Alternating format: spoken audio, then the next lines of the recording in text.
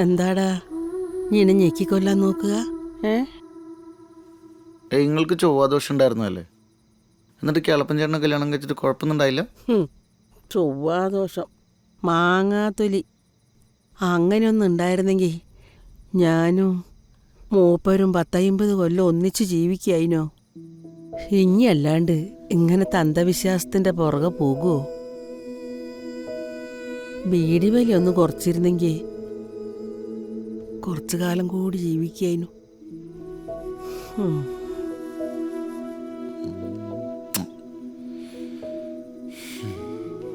2021-2022 മികച്ച അധ്യാപകർക്കുള്ള സംസ്ഥാന അവാർഡുകൾ പ്രഖ്യാപിച്ചു. അവാർഡ് പ്രഖ്യാപനത്തിന്റെ കൂടുതൽ വിവരങ്ങളുമായി VS ഹൈദർ അലി നമ്മോടൊപ്പം ചേരുന്നുണ്ട്. ഹൈദർ അലി, ഇത്തവണത്തെ അവാർഡിന് ഏറെ പ്രത്യേകതകളുണ്ട്. ആർക്കാണ് അവാർഡ്? എന്തൊക്കെയാണ് കൂടുതൽ വിശദാംശങ്ങൾ? അഫ്സൽ, കണ്ണൂർ ജില്ലയിലെ ചിന്തമംഗലം ഹയർ സെക്കൻഡറി സ്കൂളിലെ അധ്യാപകനായ ശ്രീ ദിനേശം മാസ്റ്ററാണ് ഈ വർഷത്തെ അവാർഡിന് അർഹനായിരിക്കുന്നത്. കുട്ടികൾക്കിടയിലെ ലിംഗവിവേചനം സാധിക്കും എന്നതാണ് ഈ അവാർഡിന് ഇദ്ദേഹത്തെ തെരഞ്ഞെടുത്തതുമെന്ന് വേണം നമുക്ക് മനസ്സിലാക്കാൻ കഴിയുന്നത്.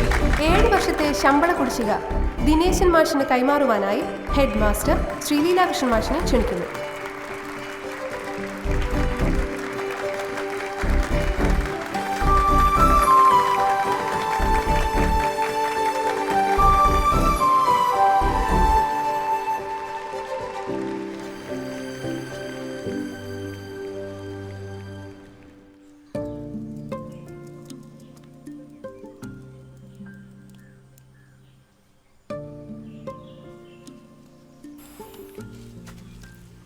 ഈ വയലൊക്കെ മണ്ണിട്ട് നികത്തി വീട് പണിയുമ്പം പാലിക്കേണ്ട ചില മര്യാദകളൊക്കെ അല്ലേ ദിനേശ? അതൊക്കെ കാറ്റ് പറത്തിയിട്ടാണല്ലോ നിൻ്റെ ഈ വീട് പണി. ആധാരത്തിൽ ഇപ്പോഴും ഈ സ്ഥലം വയൽ തന്നെയാണ്. അതുകൊണ്ട് ഇൻഷുറൻസ് റെക്കമെൻഡ് യാതൊരു സാധ്യതയില്ല. സാധാരണഗതിയിൽ വീടുണ്ടാക്കുന്നതിന് മുമ്പ് ഭൂമിയുടെ തലം മാറ്റാവുന്നേ ഉള്ളൂ. ഫൈനടച്ച് നിയമരാക്കാമെന്ന് കരുതി ആളുകളത് പിന്നേക്കെന്ന് പറഞ്ഞ് മാറ്റി വെക്കും. ഇത്രയും പഠിപ്പും വീരുള്ള താനിതൊക്കെ സിമ്പിളായിട്ട് എടുത്തുള്ളൂ. അതാ എനിക്ക് അത്ഭുതം. മണ്ണിട്ട് നേരത്തെ സ്ഥലത്ത് കറക്റ്റ് പൈലിംഗ് ഇല്ലാതെ ചെയ്തുകൊണ്ടാണ് തൻ്റെ വീട് വീണത്. പോരാത്തതിന് അന്ന് പെയ്ത മഴയും.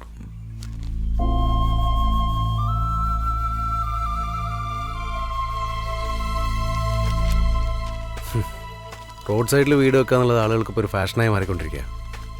താനിതൊക്കെ മുൻകൂട്ടി കണ്ടുകൊണ്ടായിരിക്കും ഈ വരാൻ പോകുന്ന ബൈപ്പാസിനടുത്ത് സ്ഥലം വാങ്ങി വീട് വയ്ക്കാൻ പ്ലാൻ ചെയ്തത് അല്ലടോ?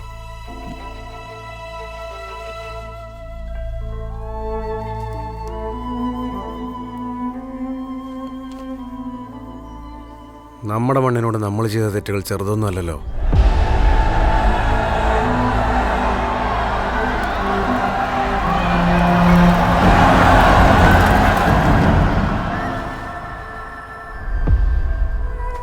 പ്രകൃതി സ്നേഹികൾ അതിനെ ചെറുക്കാൻ ശ്രമിച്ചപ്പോഴും വികസനത്തിൻ്റെ പേര് പറഞ്ഞ് നമ്മൾ അതിനെ അടിച്ചമർത്തി.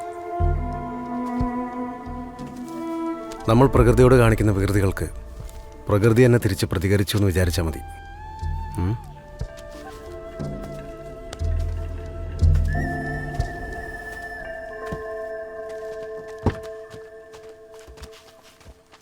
പ്രസംഗിക്കാൻ നല്ലതാ. അടുത്ത പ്രാവശ്യം ഒരു വീട് പണിയുമ്പോഴേ നല്ലപോലെ ആഴത്തിൽ പൈലിംഗ് ചെയ്യാൻ നോക്ക്. വേണ്ട സാർ, ഞാൻ ഇനി ഇവിടെ വീട് പണിയുന്നില്ല സാർ.